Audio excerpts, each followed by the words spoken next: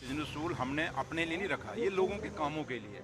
लोगों ने जो मैंडेट हमें दिया है उस मैंडेट को पूरा करने के लिए सरकार के पास जो पावर होती है, क्योंकि आपने देखा होगा अब असेंबली का क्या हाल है, ये एक सिनेमा थिएटर बना के रख दिया। ये दरबार में वो देखें जो हमने किया, इन्होंने 10 साल में क्यों नहीं किया। ये तो हमें ही क्रेडिट जाता है ना। आज देखा होगा, आज अब लोग जब वापस जाना शुरू हुए, क्योंकि ईद है अब, तो जब वापस जाना शुरू हुए फिर आपकी सड़कें खाली होनी शुरू हो गई हैं। तो अगर ये लोग जो दरबार मूव हुआ, कश्मीर से इतनी दुनिया ना आती तो बिज़नेस पे कितना फ़र्क पड़ता था। इसलिए ये सिर्फ प्रेस गैलरी को एड्रेस करने के लिए एक अच्छा शब्द है कि जम्मू के साथ डिस्क्रिमिनेशन है। बट अगर आप सही मायने में देखेंगे तो जम्मू के लोगों के साथ जब जब भी इंसाफ हुआ, हमेशा नेशनल कॉन्फ्रेंस के दौर में हुआ। नेशनल कॉन्फ्रेंस की गवर्नमेंट जो बनी हमेशा, उसके दौर में इंसाफ हुआ। उससे पहले साहब को पूछा जाए तो ज़्यादा अच्छा रहेगा। और बिजनेस तो ज़रूरी है, क्योंकि थोड़ा सा जो एक कन्फ्यूज़न एडमिनिस्ट्रेशन के बीच में और लोगों के बीच में है, वो उसकी दूर हो जाएंगे। तो लिहाजा लगता है कि जल्दी ही बिजनेस रूल आ जाएगी। बिजनेस रूल्स में कहा जा रहा है कि सरकार ने जो है अपनी पावर्स वैसी रखी है, मतलब इलेक्टेड गवर्नमेंट ने, जो स्टेट की तरह से होती है। तो आप क्या कहते थे कि हम जम्मी गवर्नमेंट की बिजनेस रूल देते क्या? आप क्या चाहते थे? इसलिए जहाँ तक ताल्लुक है, बिजनेस रूल हमने अपने लिए नहीं रखा, ये लोगों के कामों के लिए। लोगों ने जो मैंडेट हमें दिया है उस मैंडेट को पूरा करने के लिए सरकार के पास जो पावर होती है, क्योंकि आपने देखा होगा अब असेंबली का क्या हाल है, ये एक सिनेमा थिएटर बना के रख दिया था।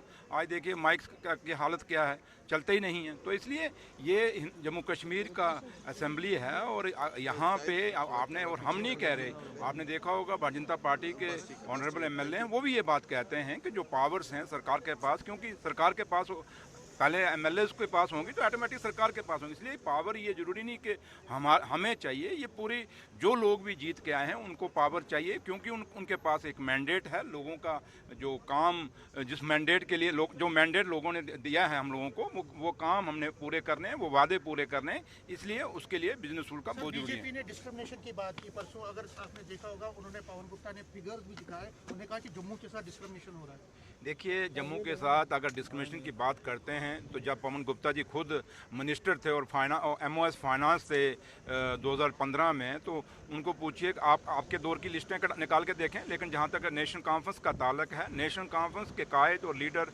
जनाब फारूक अब्दुल्ला साहब और जम्मू कश्मीर के मुख्यमंत्री उमर अब्दुल्ला साहब का हमेशा एक खित्ता तो हमसे अलग हो गया, लेकिन जम्मू और कश्मीर जो दो खित्ते हैं, इनको बराबर की हिस्से देना हमने हमेशा हमारी कोशिश रही और करते आए हैं।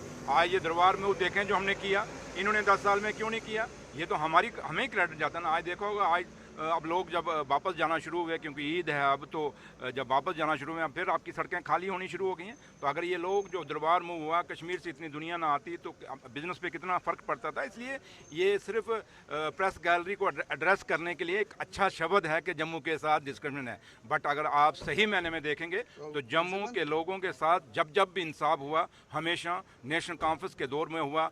नेशनल कॉन्फ्रेंस की गवर्नमेंट जो बनी हमेशा, उसके दौर में इंसाफ हुआ। उससे पहले मीरवाइज की उमर साहब के साथ या पॉलिटिकल डिफरेंसेस हैं, तो इसलिए उमर साहब ने डेलिबरेटली किया है, ये अपोजिशन भी कह रही है। यार क्या सवाल आप समीत साहब, आप इतने सीनियर जर्नलिस्ट हैं, क्या करते हो आप? चाहते हो कि मैं कोई ऐसा दे दूं आपको तो फिर शाम को चले थे बस, तो वो मिलने वाला मेरे से नहीं है। तो लिहाजा उमर साहब की, और क्योंकि मौलवी उमर साहब और उमर साहब, ये हम सब जम्मू कश्मीर के रहने वाले हैं और हमारे भाईचारे जम्मू कश्मीर की मिसाल रही है। इसलिए जम्मू कश्मीर में हमारे, चाहे बीजेपी के लोग हैं, बेशक हमारे टकराव होते हैं, लेकिन इसका मतलब थोड़ा कि रिश्ते खत्म हो जाते हैं।